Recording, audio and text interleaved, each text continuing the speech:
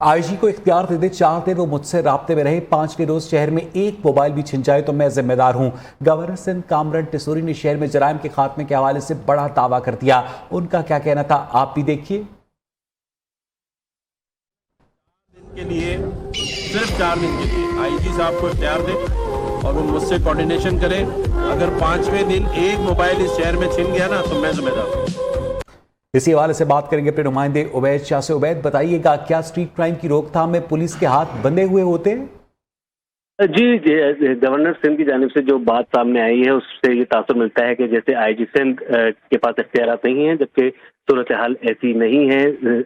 Sindh police के पास मुकम्मल इख्तियारात मौजूद हैं। ताहम माजी में हम ये देखते चले आए हैं कि सिंध पुलिस सियासी दबाव का शिकार रही है और यकीनी तौर पर अब भी सिंध पुलिस सियासी तौर पर मुख्तलिफ मौक़े पर दबाव का शिकार रहती है। लेकिन स्ट्रीट क्राइम के हवाले से अभी तक वजारत दाखिला सिंध के बाकायदा कोई वजीर नहीं है, ये कलमदान वजीर आला के पास है। यही वजह है कि बहुत सारे मामला पर जिस तरह की गिरफ्त सूबाई दाखिला को रखनी चाहिए उस तरह की गिरफ्त सामने नहीं आती। माजी में भी जो आईजी सिंध में आते रहे हैं उन्होंने पुलिस में काफ़ी रिफॉर्म लाने की कोशिश की है, शोबे तफ्तीश को बेहतर बनाने की कोशिश की है, शोबा ऑपरेशन को बेहतर बनाने की कोशिश की है।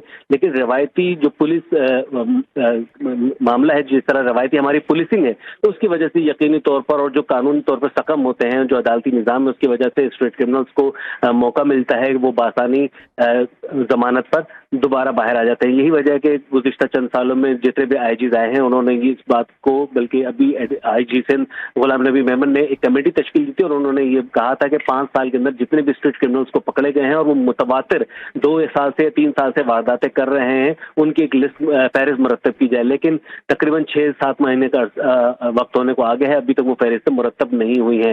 इस तरह जो पुलिस है वो मुख्तलिफ तरीके से काम कर रही है, लेकिन शहर की आबादी, गुर्बत और शहर में मुकायम कच्ची आबादी और उसके साथ ही साथ मुल्क भर के दीगर इलाकों से जो क्रिमिनल्स यहाँ पर कार्रवाई करने के लिए आते हैं उस पर पुलिस ने अपनी नफरी का भी इजहार किया है कि उनके पास नफरी कम है। इसके साथ ही साथ सेफ सिटी बनाने के हवाले से सिर्फ दावे किए जाते हैं कि इतने 1000 कैमरे लगाए जाएंगे, लेकिन सेफ सिटी के हवाले से भी कोई काम अभी तक सही तौर पर नहीं हो सका है। शहर में जो मौजूद सीसीटीवी कैमराज हैं वो भी जगह जगह बहुत से मौके ऐसे तकरीबन। उबैद, आप हमारे साथ ही रहेगा। इस वक्त हम साबिक सीपीएलसी चीफ मुराद सूनी से भी इस हवाले से बात करेंगे, लेकिन पहले हम नाज़रीन को दिखाएंगे कि गवर्नर सिंध कामरान टिसोरी ने कहा क्या। देखिए, के लिए सिर्फ 4 दिन के लिए आईजी साहब को इख्तियार दे और वो मुझसे कोऑर्डिनेशन करें। अगर 5वें दिन एक मोबाइल इस शहर में छिन गया ना तो मैं जिम्मेदार हूं। उन्होंने 4 दिन के लिए सिर्फ 4 दिन के लिए आईजी साहब को इख्तियार दे और वो मुझसे कोऑर्डिनेशन करें। अगर 5वें दिन एक मोबाइल इस शहर में छिन गया ना तो मैं जिम्मेदार हूं। उन्होंने 4 दिन के लिए। इसी हवाले से बात करेंगे मुराद सूनी से। मुराद साहब, आपने गवर्नर सिंध कामरान टिसोरी की बात सुनी कि सिर्फ 4 दिन के लिए आईजी को कहें कि मुझसे कोऑर्डिनेट करें। क्या उनके बयान का ये मतलब है कि आईजी जो हैं वो वजीर आला सिंध को अगर रिपोर्ट करते हैं तो वजीर आला सिंध अपने मामलात को चलाने के लिए इनकम्पिटेंट हैं? देखिए, बात ये है कि गवर्नर साहब इस शहर के लिए कुछ करना चाह रहे हैं, मुखलिस आदमी है, वो कुछ चाहते हैं कि शहर के अंदर जो है वो कोई अच्छा से अच्छा काम हो जाए। तो उन्होंने मेरे हिसाब से तो उन्होंने एक जज्बाती और कराची शहरी के हिसाब से बात की है, लेकिन 4 दिन में ऐसा पॉसिबल नहीं है, क्योंकि आईजी साहब के साथ हम खुद भी काम करते हैं, एडीसी साहब के साथ भी काम करते हैं। कराची के मुख्तलिफ शहरों में हम जो है वो कैमरे लगा रहे हैं, लेकिन मेरे हिसाब से वो उन्होंने जज्बाती अंदाज में ज़रूर बात कर ली होगी। एक आदमी चाहता है कि शहर के लिए कुछ करे, लेकिन ये पॉसिबल नहीं है कि 4 दिन में।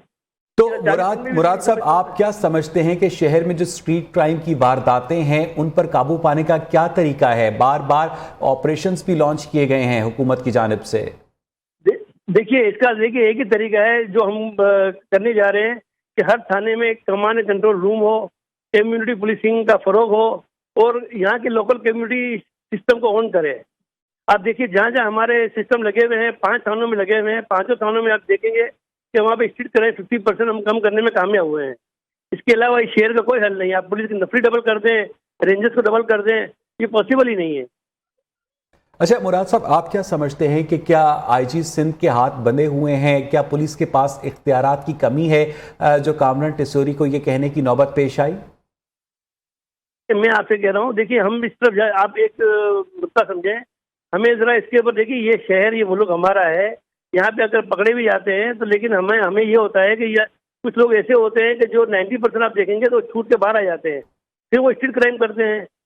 आईजी साहब तो इस काम को बहुत जल्द बेहतर तौर पे हल करने की कोशिश करते हैं, और उसका हल मैंने अभी भी आपसे कहा एक ही है कि कमांड कंट्रोल रूम हो कि स्ट्रीट जो क्राइम होता है वो आइडेंटिफाई क्राइम होता है और वो नजर भी आता है कैमरे के अंदर, और पकड़े भी बहुत सारे केसेस गए हमारे कैमरे से।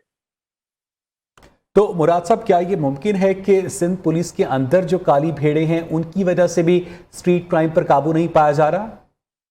नहीं, देखिए ये तो हर डिपार्टमेंट में आप जाएंगे ना, ये आपको कुछ नजर आएंगे, लेकिन मैंने आपको अभी भी कहा, देखिए कैमरे में अगर मिसाल के तौर पे कोई भी अगर इन्फोर्समेंट एजेंसी का आदमी अगर वो हरकत करता है, वो तो कैमरे की आंख देख रही है। क्वालिटी ऑफ कैमरे अगर लगाए जाए, जो कैमरे हमने लगाए हैं, तो वो तो नजर आएगा, वो पकड़ा जाएगा, इसमें तो कोई शक ही नहीं है। ऐसा तो नहीं है कि चलो पुलिस वाले पैसे लेकर छूट गया, कैमरा देख रहा है, हर गली मोहल्ले में कैमरे लग जाएं, एंट्री एग्जिट पे कैमरे लग जाएं थाने वाइज, तो जो एंट्री और एग्जिट पे कैमरे लग जाएं, गाड़ी के नंबर आइडेंटिफाई होता है, शक्ल आइडेंटिफाई होती है, तो चीजें क्लियर हो जाती है।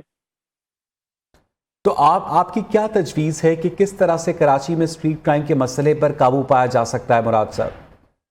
देखिए, हमारा तो सिर्फ एक ही मकसद है कि अगर इस कराची के स्ट्रीट क्राइम के नासूर को खत्म करना है तो कम्युनिटी पुलिसिंग जो है वो उसका निज़ाम जो हमने बनाया है, जो लोकल एरिया का हमारा बना हुआ निज़ाम है, वो इस पर अगर कायम किया जाए कराची के तमाम थानों में।